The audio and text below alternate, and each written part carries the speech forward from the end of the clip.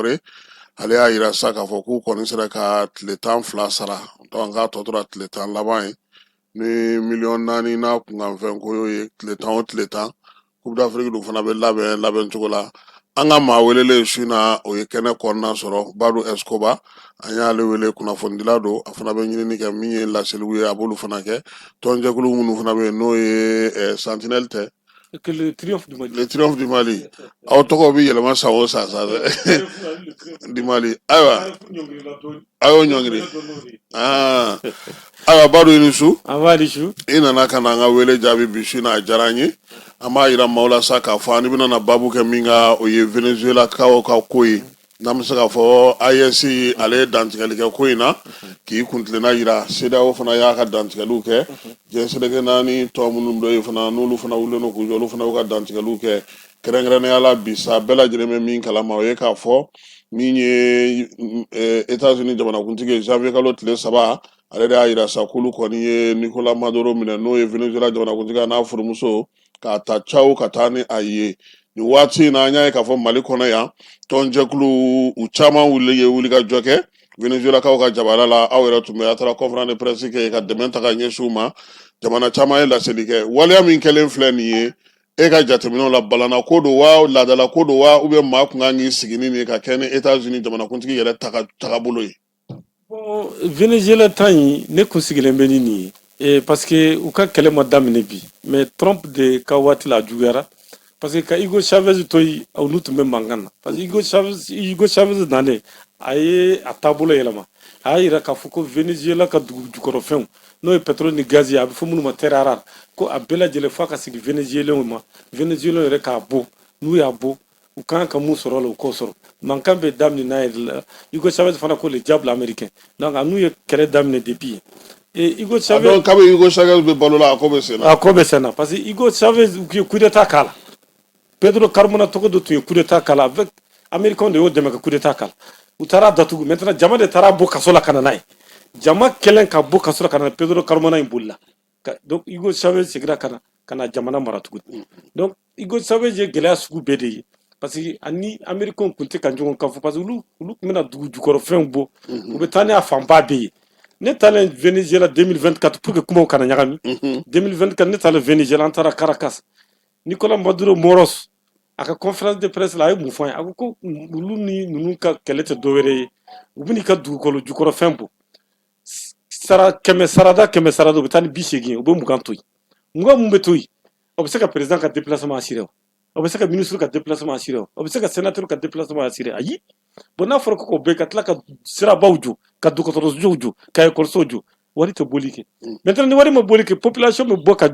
diyɔn kama u bɛ bɔ ka mankan ci aw de la aw minnu bɛ fanga u bɛ gabakuru ta k'aw bɔ o tubabu kelen kalabanci ninnu o kalabanci kelen bɛ tila ka wuli k'a fɔ k'aw tɛ ka droit de l'homme respecté jama bɛ ka bɔ ka aw bɛ ka gazi ci jama na alors que olu de don parce que u taara ni dugu jukɔrɔ fɛn fanba bɛ yen i ye problème ye donc kɛlɛ daminɛ depuis Hugo Chavez tile a ko ko bon désormais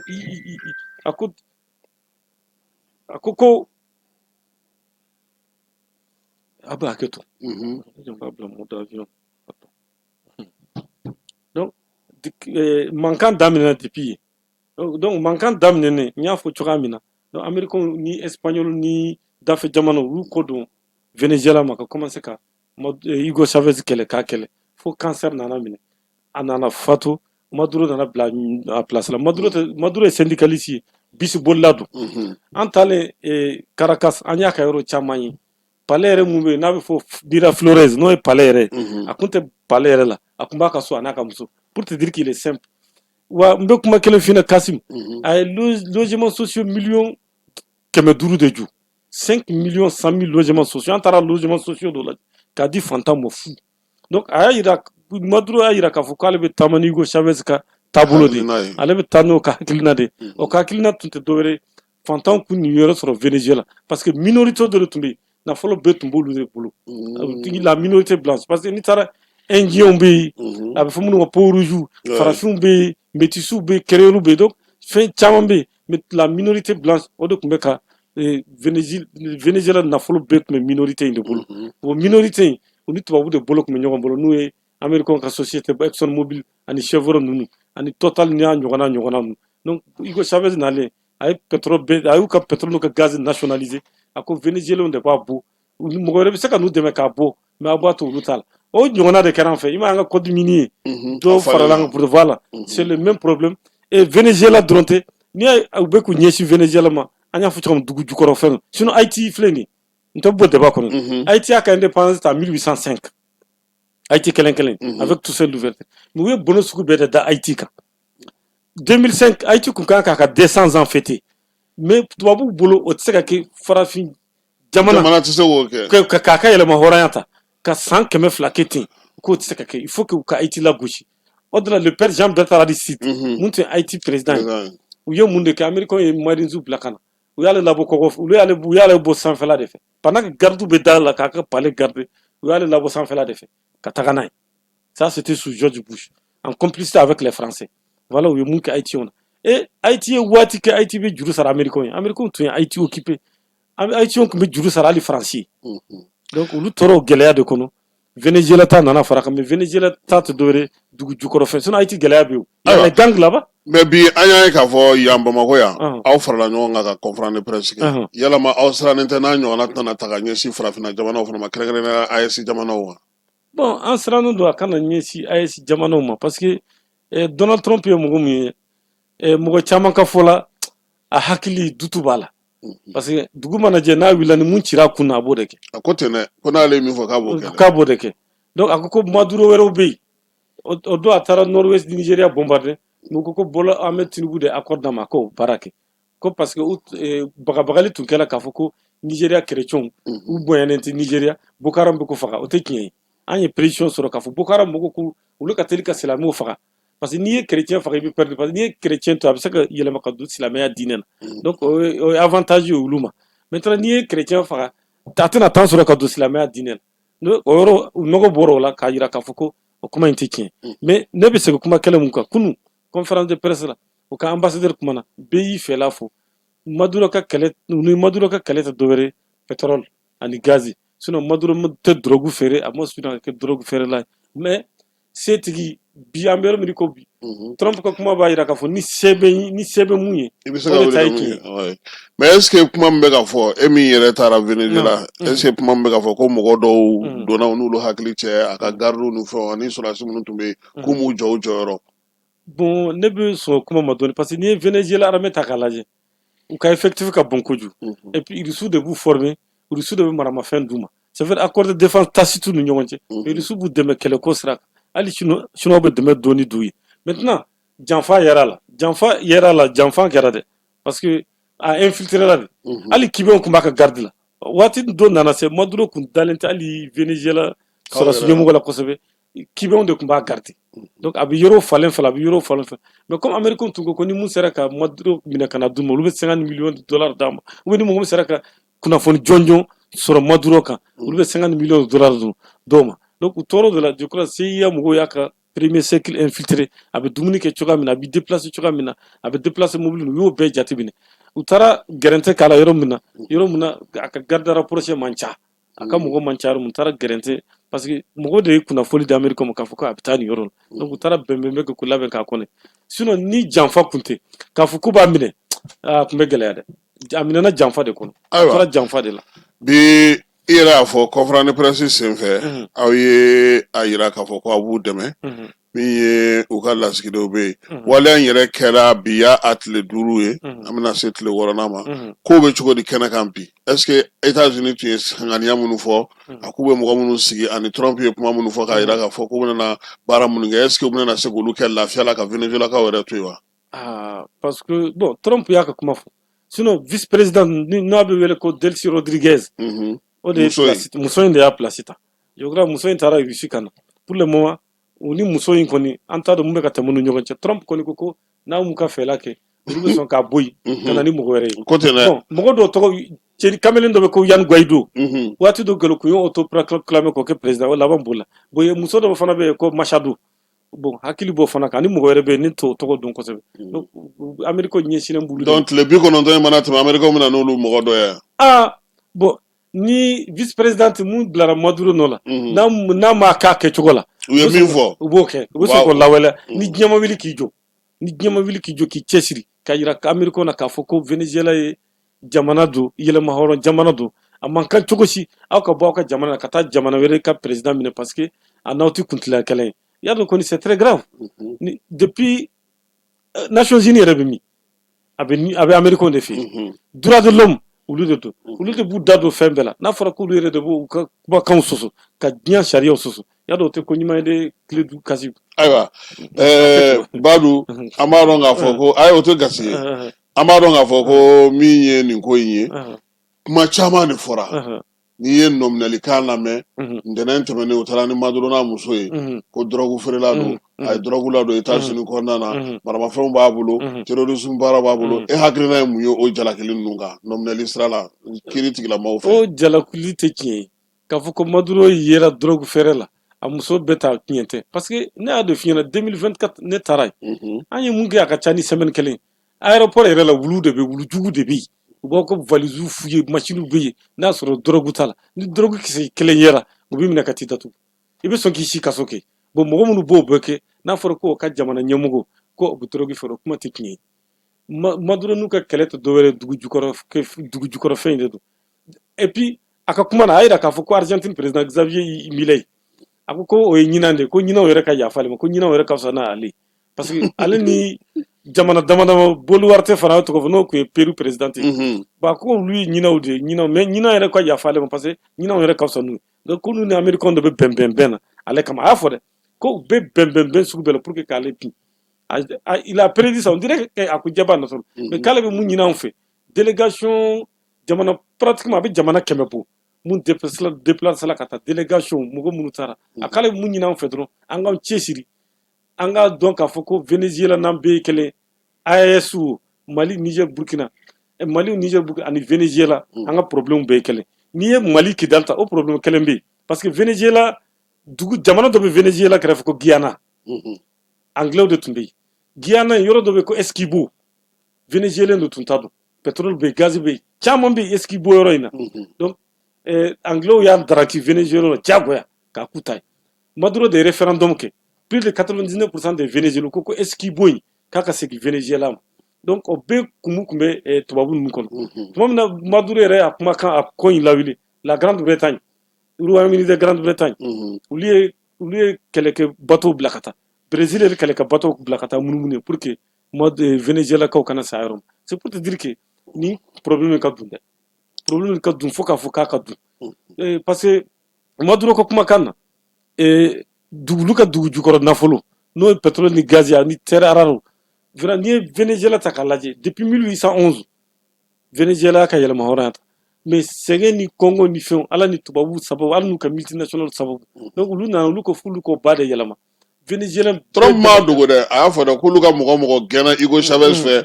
n'o ye société baw ye k'u bɛɛ bɛna segin ko kana pétrole baara kɛ voilà donc mais Américains b'a fɔ fana k'olu fana ye yɔrɔ in mara san 100 k'olu de ye pétrole baara fana yiriwa ka société ninnu développer tancogo la pour que ka se ka pétrole bɔ ka ɲɛ k'o tɛ se ka kɛ olu kɔ cogo si la ko hali n'a sɔrɔ Hugo Chavez y'u gɛn k'u bolo bɔ a la Américains ka kuma o tɛ tiɲɛ ye o i bɛ mɔgɔ wele a ka nin dɛmɛ k'i ka dugu jukɔrɔ fɛn bɔ a bɛ so yɔrɔ de ne ye se sɔrɔ e b'a nationaliser Ghana ka sanu ko Ghana de b'a bɔ a 100% Botswana ka jama Botswana de b'a bɔ a 100% u bɛ taa feere kɔfɛ a 100% an fana b'o sira de kan Venezuela Hugo Chavez y'o sira de taama a ko bon sisan kɔni ko do tuma sera an ka dugu jukɔrɔ fɛn an yɛrɛ b'a nationaliser an ka société b'a bɔ an yɛrɛ b'a feere an b'a tɔnɔbɔ pour que an ka population ka lafiya bon Américains tɛ ka sɔn o de ma a ma Amérique kelen tɔgɔ fɔ dɛ a ye Espagne tɔgɔ fɔ a ye France tɔgɔ fɔ a ye jamana baba dama tɔgɔ fɔ k'olu ɲɛ bɛ Venezuela la ko ale ka bin o de ka di u bɛ ka fɛɛrɛ bɛɛ tigɛ avec la complicité de Argentine le président argentin le yara la Xavier Milei ko ɲinanw ka yafa ale ma ale ni Dina Bolivar tɛ Peru président donc k'olu de bɛ bɛnbɛn la ni ja ye jamana dama fɔ ale Amérique du Sud minnu bɛ Venezuela kɛrɛfɛ. Awa mais nin na sa diɲɛ yɛrɛ sigilen don sariya min kan n'a b'a fɔ ma nanzara kan droit international est-ce que kisɛ na k'o la tuguni. Communauté internationale tubabu minnu yɛrɛ tun bɛ ka Trump dɛmɛ nin kɔrɔ olu yɛrɛ nimisara u jigi tigɛra dɛ parce que yɔrɔ dɔ bɛ ko Groenland n'o ye Danemark ta ye a b'o fana nɔfɛ a bɛ fara o nɔfɛ parce que o don a b'a la k'a fɔ ko wulu de bɛ ka yen mara danaw tɛ s'a kɔrɔ traîneau de chien k'olu de bɛ ka dano ka u ye wulu de bila ka taa yɔrɔ garder u tɛ se ka yɔrɔ garder chinois ni russe bɛ gɛrɛ ka na comme olu tɛ se olu b'o yɔrɔ minɛ ka fara États-Unis kan yen dɔrɔn tɛ dɛ a ye jamana damadɔ fɔ Colombe Gustavo Pedra n'o ye Colombie a b'o nɔfɛ o a b'o nɔfɛ Kiba fana a b'o nɔfɛ a ko Kiba ta in bɛ bin ala tɛmɛ hali farafinna b'a dɔn a bɛ jamana dɔw nɔfɛ parce que a ka mandat fɔlɔ la a m'a fɔ ko Haïti et certains pays africains sont des pays de merde wa n ko a ye kuma bɛɛ fɔ c'est pour te dire que ne journaliste dɔ ka kumakan mɛn a ko n'u ma Trump lajɔ ko Trump a bɔ a ko to k'a n'a hakili tɛ ɲɔgɔn fɛ dɛ. mais est ce que bi u ka Sénat ye sariya min ta k'a fɔ ko a tɛ se ka yamaruya ka kɛlɛbolo wuli tuguni a bɛ n'o bonya wa. mais il est obligé k'o bonya Amérique ye sariya jamana de ye n'a m'o bonya procédure de destitution de bɛ engagé contre lui parce que élection de mi-mandat bɛ na se o. san fila fɔlɔ kɛra minɛ. voilà donc n'a ma farati dɔrɔn depuis a bolo b'a jɛ mais Joe Biden kɛlen k'a bati a ma jama bila ka taa Capitole la fo an bɛɛ ko nin y'a siɲɛ fɔlɔ coup d'état ka kɛ États-Unis mais an bɛɛ y'o fɔ o kɛra minɛ o kɛra u ye ko kɛ min ɲɔgɔnna yɛrɛ ma deli ka kɛ yɛrɛ kɔsɔbɛ voilà ka jama fo an yɛrɛ ko n'a kun kɛra an fɛ farafin jamana la mɔgɔw tun bɛ kuma sugu bɛɛ voilà mais nin bɛɛ la est ce que bi aw ye wulikajɔ min kɛ ani aw ye laɲini min kɛ Mali yɛrɛ dɛmɛ min ta ka ɲɛsin ninnu ma diɲɛ seleke naani kɔnɔna na ani mɔgɔ wɛrɛ minnu bɛ ka wulikajɔ kɛ est ce que a bɛna na lamɛn. a bɛna na lamɛn Amérique mana kɛ Amérique ye États-Unis mana kɛ États-Unis ye cogo cogo États-Unis fana tɛ se diɲɛ bɛɛ la o États-Unis a bɛ se yɔrɔ dɔ la Amérique yɛrɛ de bɛ sɔn ka wuli a kama Amérique fura dama bɛ nkalon de tigɛ u ma nkalon tigɛ Amérique ye ka taa Vietnam kɛlɛ wa a ma goya u la wa dɔ wɛrɛ tɛ yɔrɔ dɔ bɛ Vietnam ko Golfe du Tonkin Américain ka kɛlɛkɛ bateau dɔ bɛ ko le Maddox de y'a bɔ a yɛrɛ la ka taa dans le Golfe du Tonkin ka taa baga Vietnamiens ma dɔrɔn k'a fɔ k'olu ka vedette n'u ka petit bateau k'u ye kisɛ ci Maddox la donc u y'u tɔ de la dɔrɔn le président Lyndon B Johnson a ordre di Américain ka bombardier ma ko ka jigin Vietnam kan ten dɔrɔn ah oui ko se b'u ye o se b'u ye Irak ni Koweït ka kɛlɛ la u ye fɛn dɔw labɔ ko Saddam taara puits de pétrole tiɲɛ u ye fɛn caman bɔ tiɲɛ tɛ o bɛɛ ye nkalon ka taa grenade u delila ka taa baga jamana dɔ ma fana ko grenade u taara yen fana ka taa u ni kibaw yɛrɛ bilala ɲɔgɔn na grenade après u taara Manuel Noriega nɔfɛ Panama tout simplement parce que Manuel Noriega ko ale bɛna canal k'ale bɛna nationalité ka kɛ Panamɛnw ta ye dɔ kɛra ten sa alors que Panama kelen kelen u y'a daraki Colombie de la a y'a minɛ Colombien de la comme u ye Mexique tilancɛ ta cogo min na voilà merci c'est la bonne information donc u b'o de la u b'o sugu de la donc c'est pourquoi AES jamana fana yira k'a fɔ seetan ye cogo cogo an ka fara ɲɔgɔn kan parce que Kadhafi ta kɛra bɛɛ ɲɛna ɲɔngɔn Union Africaine ma se ka fɛn kɛ CEDEAO ma se ka fɛn kɛ SADC ma se ka fɛn kɛ Union du Maghreb arabe ma se ka fɛn kɛ IGAD ma se ka fɛn bɛɛ sigira k'a lajɛ donc AES jamana fana y'a di ye k'a fɔ seetan ye cogo cogo jamana saba n'an farala ɲɔgɔn kan ni ko dɔ bɛna kɛ an bɛ se k'an cɛsiri an bɛ se ka boli ka ko dɔ kunbɛn yanni an bɛ dɛmɛ wɛrɛw sɔrɔ o de kosɔn ne ko n ko a kɛra tare ye la preuve tuma min na ninnu ko k'u bɛ taa Niger kama u y'a ye k'a fɔ Mali Niger Burkina u bɛna sɔn ka fara ɲɔgɔn kan ka t'u ɲɛsin Niger ma ka t'u ɲɛsin CEDEAO ma a kuma ma dan ye donc c'est pour que ɲɔgɔn Mali AES dɔrɔn tɛ dɛ il est temps que farafinna jamana an bɛɛ ka fara ɲɔgɔn kan bɔ da kelen fɛ ka to da kelen fɛ pour que ka maa ninnu kunbɛn sinon dadigi kɛra anw na dɛ. ayiwa aw ka wulikajɔ min kɛra o don kɔfɛ a bɛna mun wɛrɛ kɛ conférence de presse in kɔfɛ mun labɛnnen don. bon wulikajɔ ye nin est ce que jɔn ka segin parce que wulikajɔ min kɛra kunun mɔgɔ caman de tun bɛ Aminata Dramane Traoré kumana Dawuda Tekete kumana u ka ambassadeur yɛrɛ kumana n ko o ɲɛmɔgɔba kumana ministre kɔrɔw kumana donc bɛɛ ka hakilina di Kɛbɛ kumana bɛɛ ka hakilina k'i ka miirita di caman y'a jira k'a fɔ ko don nataw la hali ni sitting de bɛ kɛ sitting ka taa kɛ États-Unis ambassade da la ka nisɔngoya jira k'a yir'u la k'a fɔ k'u bɛ sira mun kan sira ɲuman tɛ ka taa jamana kɔnɔ ka taa président kidnapper k'an daraki k'a minɛ ka taa n'a ye parce que a ka d'aw ye parce que ale bɛ a ka jamanadenw ka hɛrɛ de kɔ aw ko aw tɛ fɛ k'o ye jamanadenw ka hɛrɛ f'a ka k'aw ka hɛrɛ de ye a tɛ ɲɛ koyi Sékou Touré m'a fɔ ko ni tubabu y'i jansa dɔrɔn k'a fɔ k'i ka ɲi dɔrɔn i ma ɲi i ma ɲi o kɔrɔ i tɛ sira ɲuman kan i tɛ sira ɲuman kan donc o problème kelen de bɛ Venezuela bi. mais munna e yɛrɛ bolo Nations Unies yɛrɛ ma se ka wuli ka jɔ kɛ nin ko in na parce que bɛɛ lajɛlen b'a dɔn kɔni k'a fɔ k'ale fana nana Société des Nations min kɔfɛ o fana cira nin sababuya kelen de la. nin fana bɛ sɔn ka ci parce que États-Unis aw yɛrɛ seconde guerre mondiale olu yɛrɛ kɛlɛ kɛ kun min na le droit des peuples à disposer d'eux-mêmes Franklin Delano Roosevelt ani Churchill u ka rencontre fɛrɛ la au large de Terre-Neuve en août 41 u ka kuma fɔlɔw la u y'o de jira k'a fɔ ko ni kɛlɛ banna parce que k'a ta 1918 kana bila 1940 la 1930-40 san mugan n'i y'a ta k'a tɛ tɛmɛ san mugan bon san mugan kɔnɔ n'a fɔra san mugan kɔfɛ kɛlɛ ka kɛ adamadenw ka bɔnɛw ninnu na maa jugu dɔ fɛ yen n'o ye Hitler n'a ɲɔgɔnnaw ye ani Tojo ninnu ani Mussolini ninnu ko fu ka sira a danna fu ka sira a danna cogo di société de nation parce que jamanaba bɛɛ kun t'a la a ma se ka fanga sɔrɔ ni sen ta diɲɛ jamanaba bɛɛ bɛna don a la ni diɲɛ jamanaba an bɛ gafe sigi sen kan gafe min bɛɛ b'a labɔtɔ bɛɛ bɛ to gafe in de kɔnɔ pour que bɛɛ ka yɛlɛma hɔrɔnya ka ɲɛsin ma bɛɛ ka adamadenya ka to yen adamadenw ka bonya adamadenw ka kan ni mun ye u ka hakɛ ka d'u ma jamanaw ka kan ni mun ye u ka hakɛ ka d'u ma les droits des peuples olu bɛ k'o tiɲɛ sisan olu américains y'o tiɲɛ sisan olu bɛ k'o tiɲɛ parce que Trump bɛ yen Trump bɛ o de bɛ ka tiɲɛ mais ne yɛrɛ bolo est ce que fɛɛrɛ t'olu yɛrɛ bolo u yɛrɛ ka kuma la k'olu bɛ diɲɛ démocratie ɲɛnama ye olu bɛ fɛ sariyaw ka bato maaw ka bila u ka hakɛw kɔnɔna na mɔgɔ si tɛ États-Unis min bɛ se k'a fɔ Trump ma i tɛ se ka nin kɛ ta ka diɲɛ wuli ka bila an na wa parce que u fana ka siniɲɛsigi b'a da fɛ o bi fanga b'i la mais i tɛ sini dɔn a mɔgɔw bɛ yen a mɔgɔw bɛ yen a fɛɛrɛw kan ka k'u ka sariyaw fana na u ka sariyaw bɛ yen a mécanisme b'u bolo hali bi américains tɛ ka Trump ka politique faamu kosɛbɛ n'u y'a faamu kosɛbɛ don min na u bɛ wuli a kama mais Vietnam ta jama commencera ka bɔ président kama cogo di photo dɔ de taara u ka civilisation orange u y'o de fili dugu dɔ kan u ɲɛ bɛ ba la ba muso a den b'a bolo a bɛ ka boli fɛn jugu in bɛ ka jigin a photo ça fait le tour du monde tuma na sera américains commencera k'a fɔ ko nin t'an ka kɛlɛ nin ye vietnamiens yɛrɛ damaw ni ɲɔgɔn cɛ ka kɛlɛ de an ka mun bɛ nin kɛlɛ la donc il faut retourner c'est ce que le général en Vietnam Giap y'o de faamu Giap y'a fɔ a ka kɛlɛcɛw ye ko kɛlɛ sugu fila de bɛ yen marifa kɛlɛ bɛ yen politique kɛlɛ bɛ yen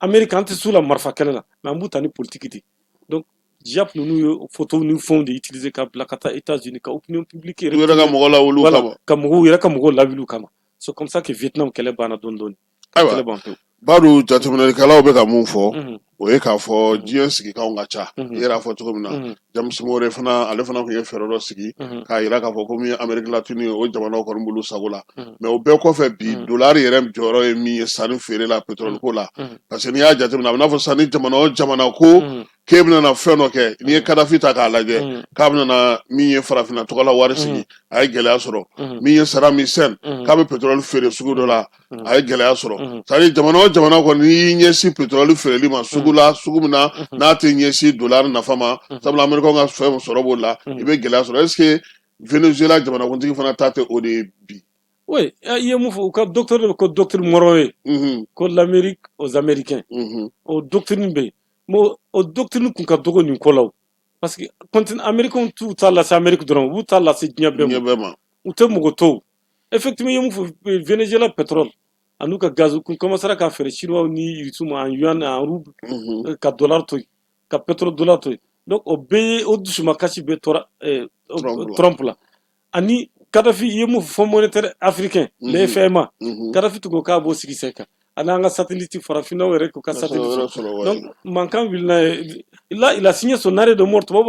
il a signé son arrêt de mort ya ka fo na ninja Kadhafi la est-ce que mo wero tina wili ka tu Kadhafi no ka o tan ka ko bane chino beba do Kadhafi sara chama na anya kuma fo ye chefa ka tara misrata comme une pièce de musée non colombe bla romina utara Kadhafi bla silipu de bala o ka jojo kalaji o kɛra fɛn cɛjugu ye a man ɲi Sadamu y'o kɛ laha ye Bashar al-Assad a yɛrɛ Rusi yɛrɛ a ka mɔgɔ yɛrɛ de y'a janfa i n'a fɔ Venezuela ta mankan yɛrɛ bɛ ka wuli sisan voilà parce que terroristes bɛ ka mankan wuli président yɛrɛ kan sisan parce que ale ka mɔgɔ yɛrɛ de y'a ta Rusi kama hey an nan'i dɛmɛ Hezbollah mɔgɔ nan'i dɛmɛ Iraniens nan'i dɛmɛ mais e yɛrɛ ka kɛlɛkɛcɛw bɛɛ ka don janfa kɔnɔ a laban bɛ n'e faga yan'u k'i faga i t'a to an ka taa n'i ye o fana ma sɔn ni ko don yan'u ka n'i saga faga ou bien k'i sɛ faga k'i minɛ tan cogo la k'i minɛ tantɔ k'i bɔnni n'i nafu k'i lajaba k'i malo mais jamana ninnu bɛ fɛn minnu fɔ u b'a fɔ ko démocratie k'an ka taa sariyaw siraw fɛ bi n'i ye diɲɛ yɛrɛ lajɛ hali farafinna yɛrɛ bi jamana si tɛ yen nin san laban in na k'a daminɛ san 2025 la min banna sisan ka na nin san daminɛ na min ye jamana kalata organiser k'a fɔ ko dɔ ni dɔ taara tako filanan na yala maa wɛrɛ man k'a yira mɔgɔ la k'a fɔ ko démocratie ko in tɛ tiɲɛ ye wa. démocratie ko in n bɛ se k'a fɔ a nana ni fili ye dɔɔni parce que ne ye fɛn kelen jateminɛ an fɛ a bɛ fɔ opposition ni majorité tubabu fɛ o tɛ fɔ ne b'u ka débat bɛ lamɛn u t'a fɔ opposition n'a fɔra opposition o ye mɔgɔ murutilen n'a fɔra majorité o ye mɔgɔ min bɛ fanga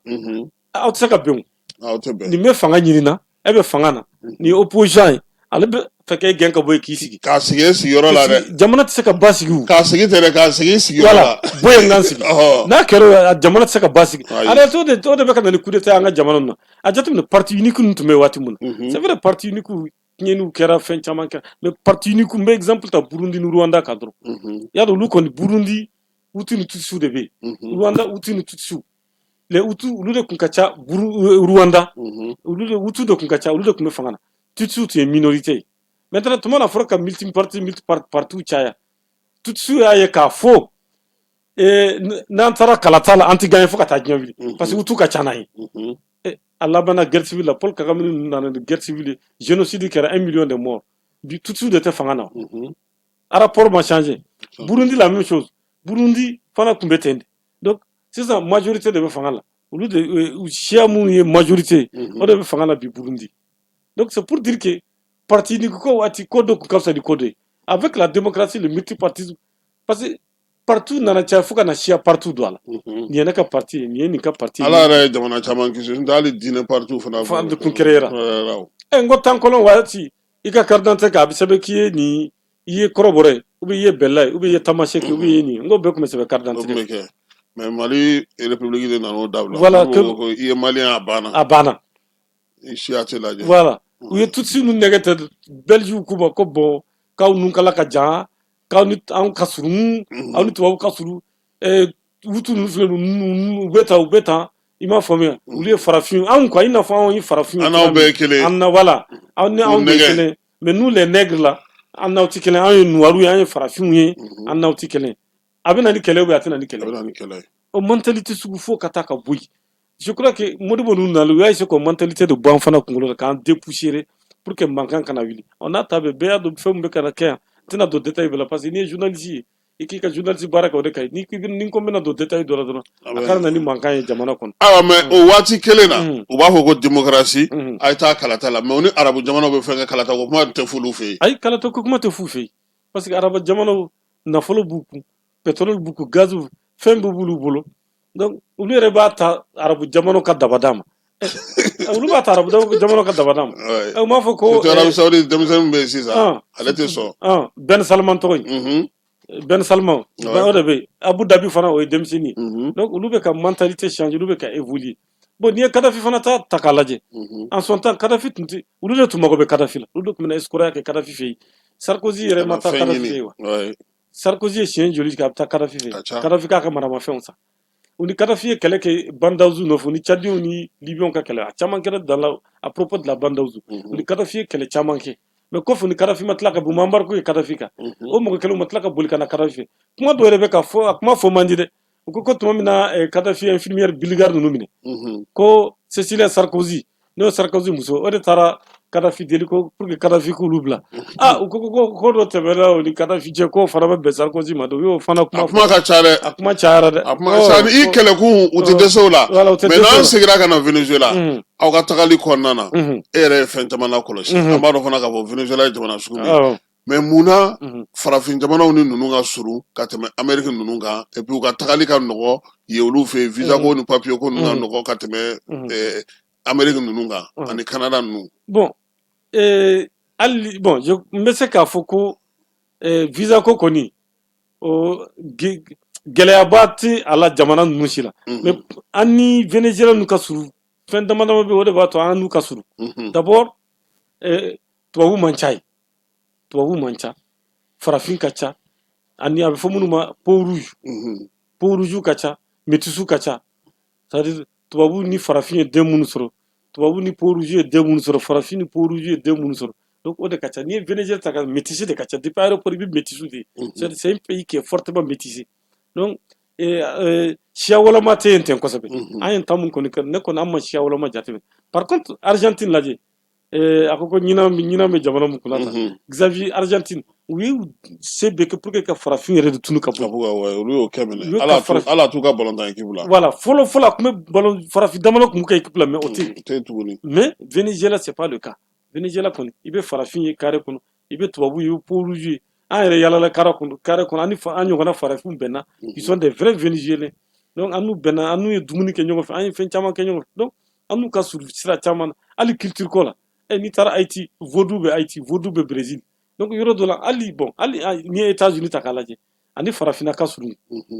la preuve farafin kɛra yen président ye ko bɛ fɛn caman fɔ États-Unis mais farafin kɛra yen président ye donc o b'a yira k'a fɔ ko u hakili dalen don nin ko ninnu na mais ni intérêt nana olu ka multinationales olu bɛ ka intérêt de nɔfɛ mɔgɔw yɛrɛ ka kuma na dɛ historien dɔw ka kuma na u ko hali seconde guerre mondiale américain de b'a kɔfɛ sinon depuis kɛlɛ daminɛ tun bɛ se ka kunbɛn mais comme u ka juru tun bɛ tubabu jamanaw na u t'a dɔn k'u kani cogo min voilà u t'a dɔn u b'a kani cogoya min na o y'a sɔrɔ fana fangaba t'u fana na voilà donc à travers deuxième guerre mondiale u nana bali ka kɛ diɲɛ bɛɛ ɲɛ parce que ils ont produit plus de 75 millions d'avions ka chariw dilan ka fɛnw bɛɛ dilan kɛlɛ bannen na ni plan Marshall ye ka juru don hali Europe dugu caman na de premier gama ye o juru don o la Allemagne ninnu mais o y'a ye k'a fɔ juru sara cogo t'a la n'an ma fɛɛrɛ kɛ pour que an ka juru ka se ka sara donc u nana ni kɛlɛ ne yɛrɛ kɔni ka miiri t'a la Américain mana taa yɔrɔ dɔ n'i y'u ye ka kɛlɛ kɛ dɔrɔn u bɛ fɛn dɔ de ɲini Irak ni Iran ni Irak ka kɛlɛ la u ma dɛmɛ Irak de fɛ contre l'ayatollah Khomeini tuma min na kɛlɛ banna Saddam ko ne y'aw ka kɛlɛ kɛ maintenant a y'a ɲini k'u ka juru k'u ka wari ɲini ka d'ale ma parce que au lieu k'u ka wari ɲini ka di Saddam ma u ko Saddam k'u ka juru sara Kuwait b'a la Amérique voilà donc Saddam ko k'ale t'a sara a taara k'a bɛ Kuwait minɛ Kuwait bɛ minɛ don min na Américain yɛrɛ k'a ma ko non k'a bɛ se ka taa u y'u tugu maintenant a taalen Kuwait minɛ il fallait l'affaiblir parce que ka dɔ b'a fanga na parce que Israël tun bɛ kɛrɛfɛ donc c'est pour dire que Américain tɛ tiɲɛ kan bi u tɛ tiɲɛ kan sini ne yɛrɛ kɔni k'olu bɛ ka intérêt de nɔfɛ ayiwa an farafin jamanaw kuma tɛ mun ye AES jamanaw ye e bɛ mun sɔrɔ ka fɔ o denmisɛnninw ye ani maa minnu bɛ yen bi n'olu bɛ wuli ka jɔ la k'a yira k'a fɔ ko u ka jamanaw ka kɛ u yɛrɛ ta ye u ka sɔrɔ ka k'u ta ye u kan ka se ka mun kɛ parce que a bɛ n'a fɔ kuma tɛ ko in ɲɛ dɛ kuma tɛ ko in ɲɛ dɛ an kan ka mun kɛ je m'adresse à nos enfants à nos petits enfants u kan ka mun kɛ parce que an kɔni si bɛ ka janfa u kan ka mun kɛ